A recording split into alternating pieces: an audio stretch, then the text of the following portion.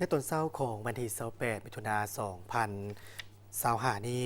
ซึ่งในวันที่18มิถุนายน2025นี้ที่กระทรวงการต่างประเทศท่านทองสวรรค์พรหมวิหารรัฐมนตรีกระทรวงการต่างประเทศก็ได้ต้อนรับการเข้าเยี่ยมค่ำนับอำลาของท่านเอกอัครราชทูตแห่งสาธารณรัฐประชาธิปไตยติมอร์เลสเตประจำสาธารณรัฐประชาธิปไตยปราศาสนลาวท่านท้องสวรรค์พรหมวิหารได้แสดงความยินดีและสมเสยต่อท่านทูตฟิโรเมโนอาริโซดาครุส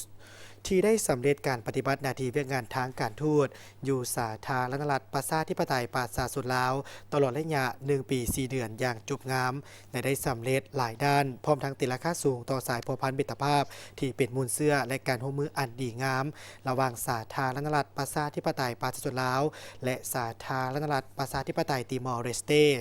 ตลอดระยะ2 ทศวรรษกว่าที่ผ่านมา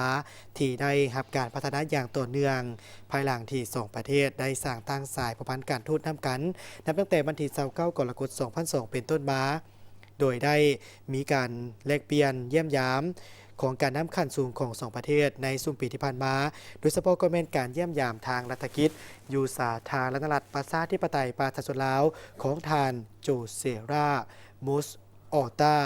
ประธานาธิบดีแห่งสาธารณรัฐประชาธิปไตยติมอร์เลสเตพร้อมด้วยคณะผู้แทนขั้นสูงในต้นปี 2024 ที่ผ่านมาซึ่งนั่นได้เป็นขีดหมายอันสำคัญและเป็นข้างประวัติศาสตร์ที่ประมุขรัฐของติมอร์เลสเต